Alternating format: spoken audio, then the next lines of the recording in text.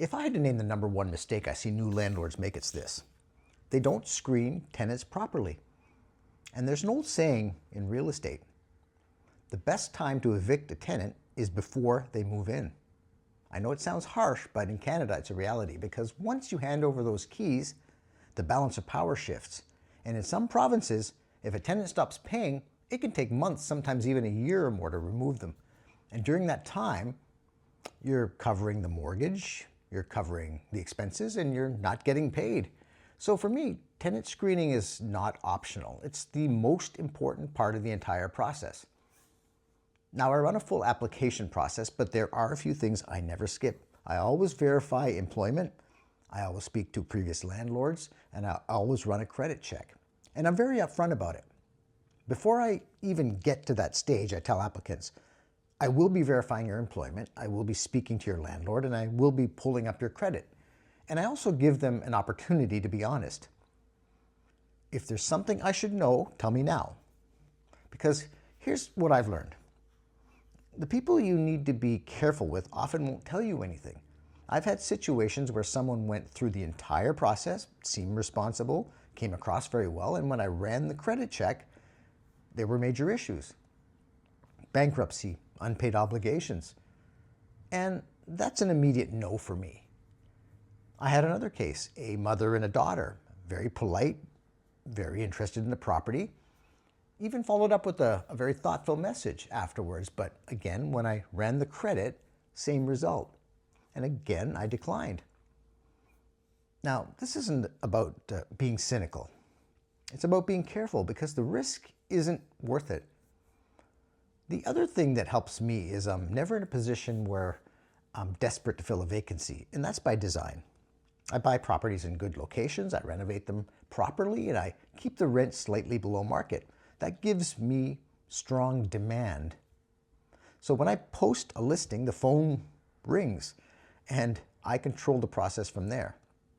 For anyone interested in viewing the property, I have to talk to them on the phone first, because even though my ad says to specifically call, many will just email or text, and if they do, I always politely reply that if they want further information, to please call me, and I'll give them my phone number with the response back. A phone call is an absolute must for me, because that allows me to ask a few basic questions and pre-screen them. This saves a lot of time showing the property to the wrong prospects. So if they pass the phone call stage, I book showings. I usually try to get all of my bookings on the same day, all spaced out, so it's less disruptive for my tenants who may still currently be living in the unit, and it's more efficient for me. And by the end of the day, I'll typically have one or two strong applicants. And within a couple of days, I have a tenant selected. So I'm never in a position where I have to cut corners. And that's important, because a lot of new landlords fall into a trap. They want to fill a vacant unit as quickly as possible, so they take the first person who seems nice or offers cash or just feels right. And that's where the problems start. Now let's talk about the credit check, because this is critical. I never rely on anything the tenant provides. If someone hands you a credit report, don't use it. Those can be manipulated. You need to pull it yourself through a third-party provider. And in Canada, there are several options. For example, providers like Front Lobby, Single Key, and there is Rent Check. And there are other services also, and it's very similar ones in the US. And a credit check for you and a tenant is a very minimal cost, somewhere between $20 and $40. And compared to the risk, it's nothing. Some landlords pass that cost on to the tenant. Personally, I just treat it as part of the cost of placing a tenant. So now when I look at a credit report, I'm looking for a score of around 660 or higher, because below that, it's usually a hard no for me. Now, it's not perfect. Someone can have a good credit score and still be a problem tenant. Now, I will say this, there are exceptions. I've made one in all the years that I've been doing this. I had a tenant with a lower credit score, but her father was a well-known businessman in town and was willing to co-sign on the lease. He told me directly, if there were ever any issues, just call him and he would take care of it. So in that case, I was comfortable moving forward, and it worked out. She was a great tenant for 3 years.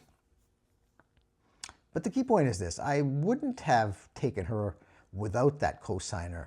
So this isn't about relying on one thing. You're layering. It's their credit, their employment history, their landlord references, and basically your own interaction with them as well. Because professional tenants, and those are tenants with bad intentions, know how to present well. They're counting on you to skip and not do your verifications instead of following a disciplined process. And this is where I think a lot of new landlords get into trouble. They think they're being nice. They think they're giving someone a chance, but in reality, they're making a business decision without enough information. And this is a business from day one, because saving 1 month of vacancy is never worth risking a whole year lost in rent. So I'll leave you with this. If someone pushes back on your process, especially things like a credit check or landlord verifications, that's your signal. You walk away, because in this business, a vacancy is temporary and a bad tenant is not. And in my experience, bad tenants don't get better. They just get better at being bad.